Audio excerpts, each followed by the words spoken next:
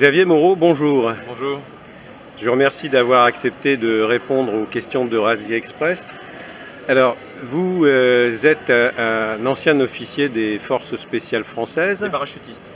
Des parachutistes, oui, et diplômé de relations internationales. Oui.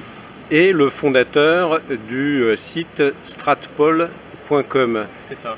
Stratpol, c'est un mot valise. Que signifie ce mot? Ça veut dire politico-stratégique en fait.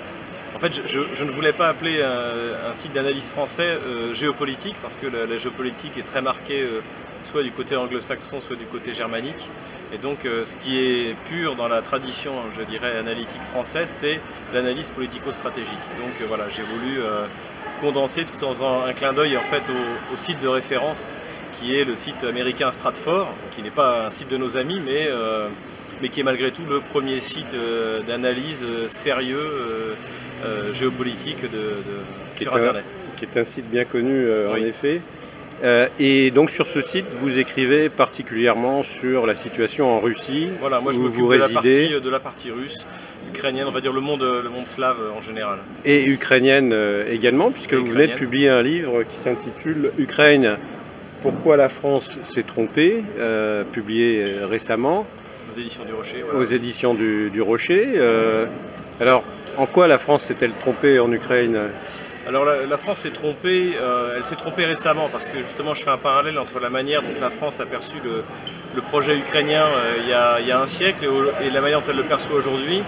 Et on s'aperçoit que autant il y a un siècle elle était parfaitement lucide, c'est-à-dire en 1917, autant aujourd'hui elle s'est totalement laissée dépasser par les événements, à cause d'une méconnaissance profonde de l'histoire, de ce que c'est que réellement l'Ukraine, de ce que c'est réellement la Russie, et également parce qu'en fait elle a méconnu les intérêts fondamentaux de la France, qui ne sont pas de suivre les intérêts de la Pologne, de l'Allemagne ou des États-Unis, mais de suivre son intérêt propre, c'est-à-dire de construire une alliance privilégiée avec la Russie en Europe. Alors le projet de 1917, c'est celui de Pétlura. Alors avant Pétlura, il y a Grouchevski en fait, qui est le premier qui proclame, au moment de la révolution bolchevique, qui proclame d'abord une certaine autonomie et puis ensuite une indépendance de l'Ukraine. Mais à l'époque, en fait, il proclame ça à Kiev. Kiev ne contrôle rien. Et d'ailleurs, les Allemands qui commencent à négocier avec justement cet État autoproclamé ne prennent pas cet État au sérieux et finissent par eux-mêmes instaurer une espèce de gouverneur en fait de l'Ukraine, qui est Letman Skoropadsky, et qui en fait qui est le second État ukrainien, mais qui en fait n'existe que parce que l'Allemagne le veut bien. Et d'ailleurs, quand les Allemands partiront après leur défaite sur le front de l'Ouest en novembre 1918, eh bien Letman Skoropadsky repartira avec eux, tout en essayant malgré tout de revenir vers la Russie, puisque encore une fois la plupart des élites à l'époque, même Grouchevski, même Skoropadsky, n'imaginent pas une Ukraine sans la Russie. Et la France a des relations diplomatiques avec cet embryon d'État ukrainien?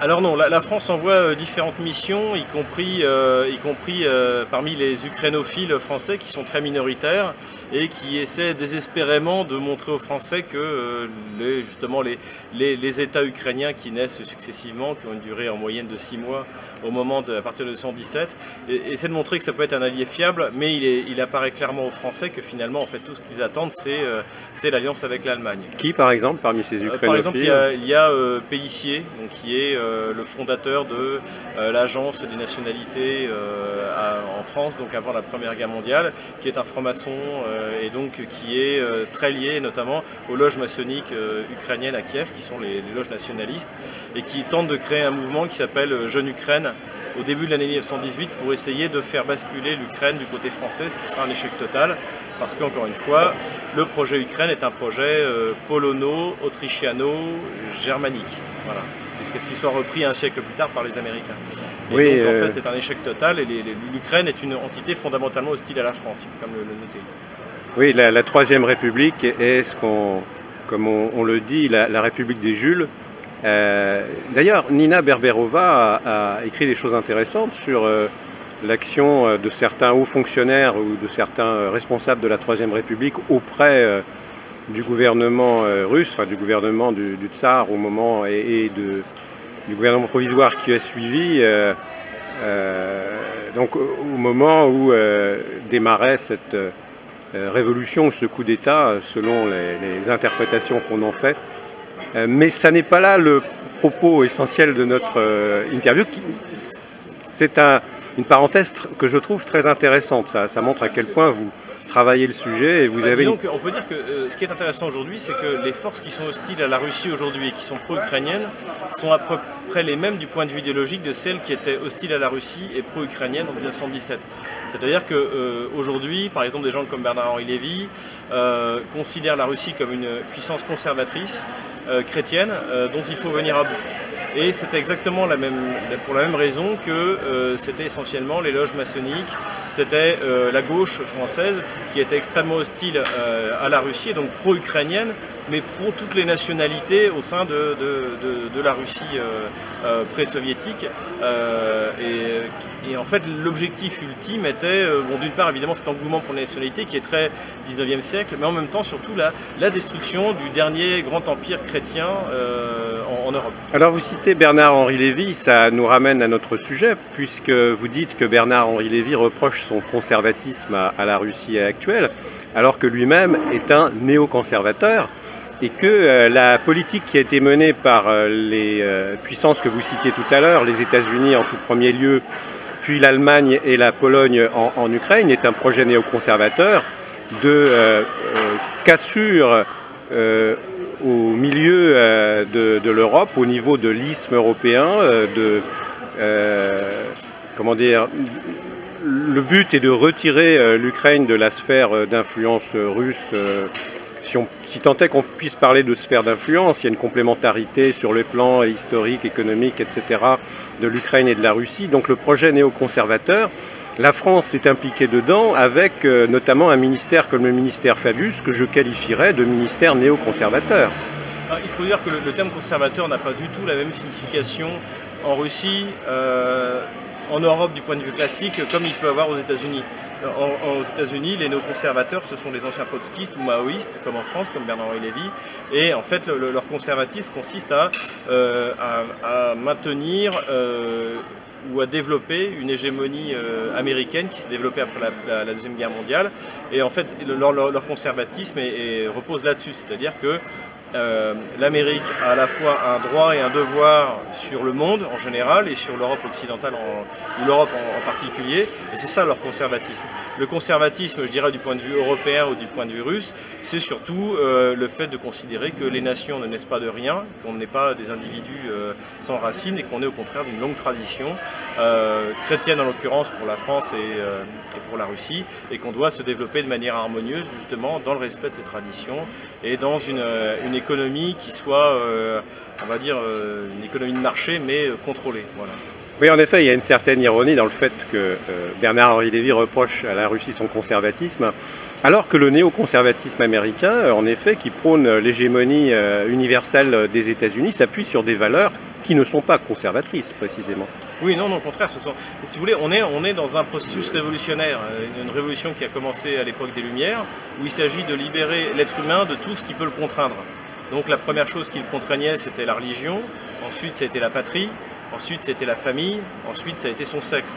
Donc là finalement on arrive au bout d'un processus révolutionnaire, fondamentalement révolutionnaire, qui veut que en fait l'être humain se libère de tout grâce à la science. C'est-à-dire que demain je peux choisir d'être une femme, d'être un homme, de n'être rien, d'être un Français, d'être un Anglais, d'être un Américain, d'être un Togolais. Je ne suis l'héritier de rien. C'est un des chantres du postmodernisme, puisque c'est dont on parle en Europe, c'est Raphaël Glucksmann, donc qui cite à volonté cette citation de Salman Rushdie, c'est-à-dire l'homme n'a pas de racines, il a des pieds. Donc je n'ai pas d'identité profonde, j'ai des identités successives qui se renouvellent quotidiennement plusieurs fois par jour. Et je renais à chaque fois de quelque chose de totalement différent. Et en effet, cette révolution entre guillemets est une révolution imposée par le haut. On le voit aujourd'hui à Kiev où il y a une marche des différences du mouvement LGBT. Il y a combien de participants à cette manifestation? Vous avez eu des informations? Écoutez, on peut faire le calcul, il y avait 6000 policiers mobilisés et Kiev avait annoncé qu'il y aurait 4 policiers pour un manifestant.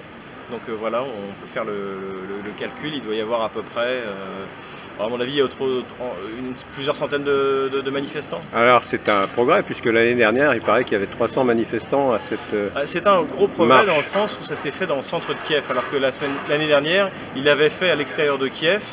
Et il y avait eu quelques échauffourées, pas grand chose à vrai dire en fait. Et aucun leader nationaliste, malgré les menaces, n'était venu diriger les hostilités. Mais ça, il faut comprendre ce que c'est que le nationalisme en Ukraine. C'est avant tout du business, tout est à vendre, y compris le nationalisme. Et cette année, Kiev a payé largement le Pravi Sector qui avait annoncé un bain de sang, une bouillie de sang en fait. Un cachat de sang, comme il l'avait annoncé. Et puis finalement, en fait, il ne s'est rien passé. Il y a eu 6000 policiers, il y a eu quelques centaines de manifestants. Et petit à petit, la Gay Pride, cette révolution donc de la libération de l'homme de tout ce qui imposée par, le haut. Voilà. Donc, ce qui est très triste pour les Ukrainiens, c'est qu'ils n'auront ni le régime sans visa avec l'Union européenne, ni l'Union européenne. Tout ce qui restera de Maïdan, ce sera la Gay Pride. Et d'ailleurs, c'est déjà planifié, puisque le plan des droits de l'homme 2020 pour l'Ukraine, c'est le mariage homosexuel, c'est toutes ces lois monstrueuses que nous subissons déjà. Alors, vous évoquez le Maïdan, une des conséquences du Maïdan, de cette révolution qui, au départ, avait des objectifs démocratiques, mais qui très rapidement a été manipulé, a été phagocyté par les mouvements d'extrême droite qui continuent à avoir une influence très importante en Ukraine. Ce Maïdan a provoqué la rébellion des provinces de l'Est de l'Ukraine, du Donbass, et l'autodétermination de la Crimée. Vous revenez du Donbass. Quelle est la situation là-bas? Des informations disent que les bataillons ukrainiens reprennent les tirs sur les populations civiles. Comment avez-vous senti la situation? Vous y étiez la semaine dernière, c'est ça? J'y étais il y a 3 semaines maintenant. J'y étais au moment des fêtes de mai, donc c'est-à-dire à la fois la fête de la victoire sur l'Allemagne nazie le 9 mai et la fête de l'indépendance, c'est comme ça qu'ils l'appellent, le 11 mai, où là j'ai quand même vu pendant 3 heures défiler 37 000 personnes, un peu sur le modèle soviétique, mais expurgé du côté, on va dire, stalinien, où vous avez des représentants des villes, des usines, des agriculteurs qui défilaient. C'était le régiment immortel comme à Moscou. C'était pas le régiment immortel, c'était vraiment quelque chose d'assez extraordinaire qui m'a beaucoup plu, pour être parfaitement honnête. Pendant 3 heures, j'ai vu 37 000 personnes défiler qui soutenaient la République populaire du Donetsk, leur jeune république comme ils l'appelaient, et qui représentaient en fait tous les corps constitués de la DNR. Donc c'était quelque chose d'assez impressionnant. Sur place, en fait, c'était assez calme parce que la trêve pascale, globalement, a été bien respectée. Ce qui est clair, c'est qu'en revanche, vous avez du côté ukrainien des gens qui ne veulent pas de la paix, parce que aujourd'hui, le défi qui est donné à la DNR et la LNR, c'est de montrer qu'ils peuvent fonctionner en tant qu'État, et même mieux que l'Ukraine, le reste de l'Ukraine. Et c'est un succès. Quand vous êtes à Donetsk, la ville est parfaitement bien entretenue, tout fonctionne, tout est très ouvert, tout est très pacifique. Il y a un couvre-feu à partir de 23 h, mais sinon la plupart du temps les gens sortent. Et le paradoxe, c'est que vous faites 6 km vers l'ouest du centre de Donetsk, et là vous êtes dans la guerre. Les gens vivent effectivement, comme le souhaitait Poroshenko, dans les sous-sols, dans les caves. Ils n'ont pas d'électricité, ils n'ont pas d'eau. C'est assez terrible. Mais malgré tout, la DNR montre qu'elle est capable d'administrer le pays correctement et a fait de réels progrès. Et ce dont je discutais d'ailleurs avec les élites gouvernementales de la DNR, c'est qu'en fait ce sont eux qui ont atteint les idéaux de Maïdan, si tant est qu'ils aient vraiment existé, c'est-à-dire la lutte contre la corruption, l'efficacité d'un État, et voilà, et on sent vraiment une volonté de se diriger vers l'avenir. Et l'expropriation des oligarques. Et l'expropriation des oligarques, c'est-à-dire qu'il n'y a plus d'oligarques, il n'y a plus d'oligarchie. Le pouvoir est entre les mains du gouvernement de la DNR, qui est démocratiquement élu. Et il faut être absolument aveugle ou fanatique idéologue. Cela veut-il dire que l'oligarque très... Akhmetov. Oui, Akhmetov, cela veut-il dire qu'il n'est plus influent, comme il semblerait que ce soit le cas dans certains articles qu'on peut lire à droite à gauche. Akhmetov aujourd'hui, malheureusement pour lui, il est obligé, je pense, alors ça je vous dis, je pense qu'il paye des deux côtés. Il paye à la fois ses impôts à Kiev, parce qu'il n'a pas le choix, parce que bien sûr il réside à Kiev actuellement. Il réside à Kiev, et surtout, comme tous les oligarques ukrainiens, il vit sous la menace du gel de ses avoirs. Donc quoi qu'il arrive, il est obligé de payer le gouvernement oligarchique de Kiev. Et en même temps, comme certaines de ces usines continuent à fonctionner dans le Donbass, eh bien, il paye les impôts dans le Donbass. Donc je pense qu'aujourd'hui, il est plus l'otage de la situation qu'un décideur quelconque. Mais il n'a pas été exproprié. Il n'a pas été exproprié. Et comment est la situation économique? Comment évolue-t-elle? Parce qu'il y a eu beaucoup de destruction d'infrastructures civiles et d'infrastructures industrielles pendant les 2 années terribles. Il faut voir que le Donbass, c'est un pays d'ouvriers et de travailleurs. Donc quand quelque chose ne marche pas, il le répare. Et ça aussi, c'est quand même assez impressionnant. Ensuite, il y a une aide économique de la Russie qui est très forte. Il y a une aide humanitaire qui, sans elle d'ailleurs, qui aurait provoqué une migration massive des gens hors du Donbass, alors qu'aujourd'hui, ce qu'on observe, c'est au contraire, c'est un retour des gens qui s'installent à Donetsk ou autour de Donetsk.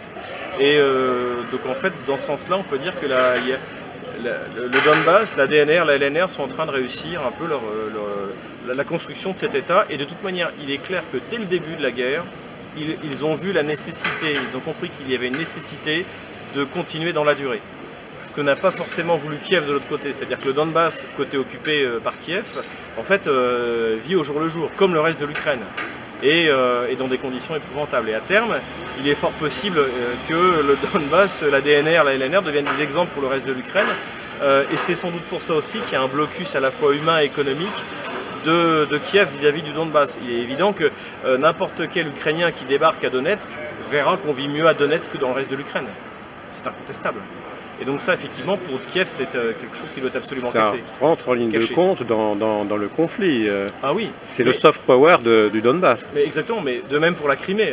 La première raison du blocus en Crimée, c'est d'empêcher les Ukrainiens de voir ce qui se passe en Crimée. Et il faut savoir que jusqu'au début du blocus, en fait, il y avait des mouvements permanents parce que notamment les camionneurs, ça avait été montré sur la chaîne pro-américaine Vice News, les camionneurs ukrainiens venaient faire le plein, ils avaient même trafiqué leurs camions pour prendre le maximum d'essence au prix russe en Crimée et le rapporter en Ukraine. Ouais. Donc il est évident que tous les gens qui mettent les pieds en Crimée ou dans le Donbass voient bien qu'en fait on vit mieux dans le monde russe que dans le monde kievien.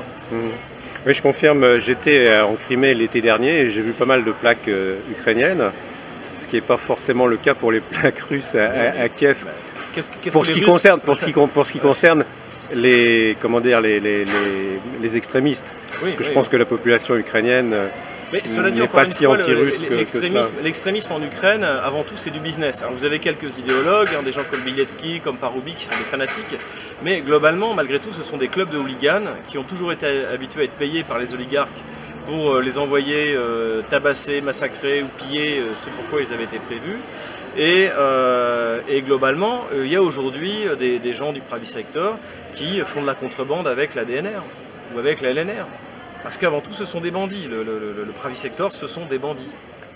Oui, ce qui nous indique que le projet de Kiev est un projet qui va avorter un jour ou l'autre. Vous avez rencontré, je crois, la ministre des Affaires étrangères de la République populaire de Donetsk. A-t-elle des contacts avec ses collègues de Kiev? Et comment évoluent les relations entre Kiev d'une part et le Donbass d'autre part? Parce qu'un des points essentiels des accords de Minsk qui ont du mal à se réaliser, c'est les contacts directs entre Kiev et Donetsk d'une part et Lugansk, entre Kiev d'une part et Donetsk et Lugansk d'autre part. Est-ce que ces contacts ont lieu? Est-ce qu'elle vous en a parlé? Oui, ils ont lieu parce qu'elle-même dirige un des groupes de contacts, donc qui est le groupe politique, donc qui est le plus important. Et c'est pour ça qu'elle est devenue ministre des Affaires étrangères. Et donc ce groupe est censé mettre en place les futures élections et la transition politique vers une Ukraine fédérale ou confédérale, comme le souhaite aujourd'hui la DNR et la LNR. Et donc ce qu'elle dit elle-même, et ce que dit aussi d'ailleurs le ministre Pouchiline, donc qui est chargé, qui supervise en fait toutes ces négociations pour la DNR, c'est qu'en fait, même lorsqu'ils arrivent à un accord avec les contreparties ukrainiennes, à un moment ou à un autre, il y a un coup de téléphone et tous ces accords tombent à l'eau. Pourquoi? Mais pour la même raison, c'est que si vous voulez, si demain il y a des élections dans le Donbass, quelqu'un comme Alexandre Zakharchenko, donc j'ai pu mesurer la popularité, que ce soit lors de la commémoration. C'est le président de la République populaire de Donetsk. Qui est le président de la République populaire de Donetsk. J'ai pu mesurer la popularité à Saour-Magila, donc qui est un haut lieu à la fois de la Deuxième Guerre mondiale, mais maintenant de la guerre contre Kiev. Absolument, oui. J'ai vu ça aussi également au moment justement du 9 mai, mais également au moment du 11 mai, de ce défilé populaire.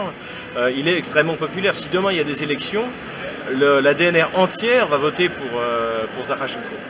Entière, ça va être du 80. Alors, il s'agit d'élections municipales dans un premier temps, non? Alors non, en fait ce sera des élections locales. Alors je ne sais pas, justement c'est des questions qui doivent être discutées au niveau du sous-groupe.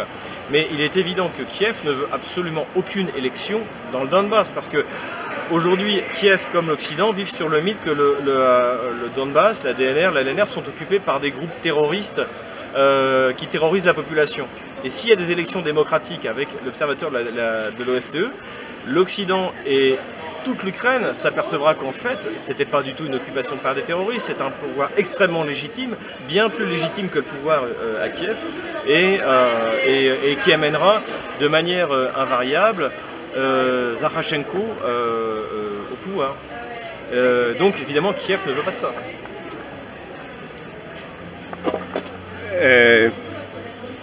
On espère qu'on va pouvoir continuer. Alors ces coups de fil dont vous faisiez état qui interrompent une évolution positive des négociations entre la ministre des Affaires étrangères de DNR et ses collègues kieviens, d'où viennent-ils ces coups de fil? Pour moi, ils viennent de Washington. Alors ils ne me l'ont pas dit, ils ont été très discrets, ce sont de vrais diplomates, c'est-à-dire que j'ai posé beaucoup de questions un peu pièges. Les questions ont toujours été bien contournées, ils ne voulaient pas se laisser piéger, ils veulent rester dans un processus diplomatique avec Kiev, mais pour moi, si vous voulez, il faut savoir à qui profite le crime. Aujourd'hui, il faut voir qu'il y a la guerre pour qu'il y ait des sanctions. Si demain, par exemple, l'Occident met fin aux sanctions, la guerre s'arrête parce que Washington n'aura plus de raison de maintenir la guerre. Donc en fait, l'enjeu c'est de maintenir les sanctions, et pour ça, il ne faut pas qu'il y ait de solution politique. D'accord. Est-ce qu'on peut élargir notre réflexion à cette question qu'on évoquait au début de l'entretien de la politique néoconservatrice américaine qui veut couper le continent en deux? On peut dire qu'il se passe actuellement une alternance d'opérations sur le plan militaire, que ce soit le déploiement du bouclier antimissile ou les manœuvres qu'effectue actuellement l'OTAN, les manœuvres Anaconda qui mettent en œuvre une trentaine de milliers d'hommes en Pologne. Cette alternance d'opérations dissuasives qui mettent en danger la Russie alors que les Occidentaux prétendent que c'est la Russie qui met en danger les populations des pays baltes et de Pologne après ces actions en Géorgie, en Ukraine et en Crimée. Est-ce que, selon vous, cette alternance d'opérations offensives, défensives peut mener à une escalade qui pourrait mener à un conflit sur le continent européen? Je ne pense pas, parce que pour se battre, il faut être deux. Il faut voir une chose, c'est qu'il ne faut pas rêver non plus. Les Américains savent très bien qu'ils n'ont pas les moyens d'envahir la Russie. Ils savent très bien que même en motivant au plus qu'ils le peuvent les Anglais, les Baltes et les Polonais, 31 000 hommes, c'est pas grand-chose par rapport aux manœuvres moyennes que fait la Russie en une année. Vous avez 2-3 manœuvres qui font entre 50 000 et 100 000 personnes, avec une armée parfaitement coordonnée, puisque ce n'est pas un agglomérat de différentes armées. Donc je pense que pour l'Amérique, l'enjeu est différent. L'enjeu, c'est de contrôler politiquement l'espace européen en le militarisant. Le but de l'Amérique, c'est de ne plus s'occuper de l'Europe. Et pour ça, il faut asseoir sa domination de manière définitive sur l'Europe. C'est pour ça aussi qu'ils ont voulu faire Maïdan, pour accélérer les choses, pour achever leur contrôle sur l'Europe. Et pour ça, en fait, ils militarisent et veulent nucléariser l'espace européen, pour le contrôler politiquement. C'est en ce sens qu'il y a un danger d'escalade. Et si vous voulez, même les Russes sont pas stupides. Les sous-marins russes peuvent croiser au large des côtes américaines en toute impunité. en ayant chacun des dizaines de missiles nucléaires Mirvé, donc à tête multiple, qui peuvent vitrifier nucléairement parlant le territoire américain. Donc les Américains savent pertinemment qu'avec leur bouclier antimissile en Europe, qui est évidemment depuis le début tourné contre la Russie, il ne faut pas se tromper, en fait ils n'empêcheront pas la Russie d'avoir cette capacité de riposte en seconde qui est très importante dans les stratégies nucléaires. Mais ce qu'ils veulent, c'est militariser l'espace européen pour le contrôler politiquement. L'espace ouest européen. L'espace ouest européen, à l'ouest de la Russie. Et en effet, alors donc il s'agit bien d'effectuer cette coupure oui, tout à fait, dont on est parti. Voilà, l'objectif est plus politique que militaire, parce que, encore une fois... mais il est militaro-politique. Voilà, tout ce qu'on annonce dans les médias, par exemple que la Russie pourrait envahir on ne peut pas nier la dimension militaire de cette... Mais définition d'un espace ouest européen coupé de l'espace est européen qui va vers une intégration qui aurait pu se passer dans un cadre de coopération entre l'Est et l'Ouest. Tout à fait, mais c'est pas du tout ce que veulent les États-Unis. Les États-Unis veulent reconstruire un mur de fer, un rideau de fer, et pour cela, la solution, et surtout veulent maintenir leur contrôle politique sur l'Europe. Et la manière d'imposer ce contrôle politique, si vous voulez, les troupes américaines en Europe, elles ne sont pas là pour faire la pression sur les Russes. Les Américains sont parfaitement conscients que les Russes ne représentent une menace pour aucun des pays de l'OTAN. Elles sont là, avant tout, pour contrôler les pays dans lesquels elles ont leur base militaire. Les bases militaires en Pologne sont là pour contrôler la Pologne. Les bases américaines dans les pays baltes sont là pour contrôler les pays baltes. Et pas du tout, parce qu'en aucune manière, étant donné la profondeur stratégique, par exemple, des pays baltes, les Américains ne peuvent espérer, si jamais ils prenaient un caprice aux Russes d'envahir les pays baltes, ça leur prendrait 48 heures. Donc, si vous voulez, c'est absolument... J'ai une dernière question sur ce sujet, c'est la suivante. Dans l'établissement militaire français, certains sont partisans du développement d'une défense européenne. D'une défense européenne qui aille dans le sens d'une alliance avec la Russie au moment où nous sommes confrontés à un danger commun, qui est celui du terrorisme islamiste, alors que ce danger est minoré par ceux qui sont partisans de ce rideau de fer, ce nouveau rideau de fer dont vous parliez tout à l'heure. Et au sein de l'Union européenne, en effet, les Polonais et les Baltes jouent le rôle de relais des intérêts de Washington, dans la mesure où ils ont adhéré à l'OTAN avant d'adhérer à l'Union européenne, et au sein de l'Union européenne, ils défendent leur propre agenda, qui est celui des États-Unis. Comment voyez-vous l'avenir d'une possible défense européenne ? Alors il n'y a aucune possibilité de défense européenne. Depuis le traité de Lisbonne, du point de vue juridique, c'est écrit dans les textes, il n'y a pas de possibilité de défense européenne en dehors de l'OTAN. Donc ça c'est écrit. Or l'OTAN ne coopérera jamais avec la Russie. Donc la seule solution d'avoir une coopération avec la Russie pour les véritables dangers, c'est-à-dire, vous l'avez bien dit, les radicaux au Moyen-Orient, le terrorisme islamiste, eh bien c'est des relations bilatérales. Y compris sur le sol européen. Voilà, c'est les relations bilatérales avec la Russie. Ça n'est pas qu'au Moyen-Orient. Voilà, et c'est en gros ce qu'a fait la France d'ailleurs. Juste après les attentats, le premier voyage de François Hollande, c'est pour la Russie. Parce que globalement, il doit donner à sa population, à nous, il doit nous montrer qu'il fait quelque chose. Et aujourd'hui, si vous voulez montrer que vous faites réellement quelque chose contre les radicaux, eh bien, c'est avec Vladimir Poutine qu'il faut s'entendre. Croyez-vous vraiment que Hollande ait l'intention de s'allier aux Russes sur le plan de la lutte contre le terrorisme islamiste? Je pense qu'il en aurait envie, mais que simplement, c'est pas lui qui décide. C'est pas François Hollande qui décide avec qui la France fait des alliances. Bien, écoutez, nous allons rester sur ce constat. Merci de votre interview et à bientôt. À bientôt.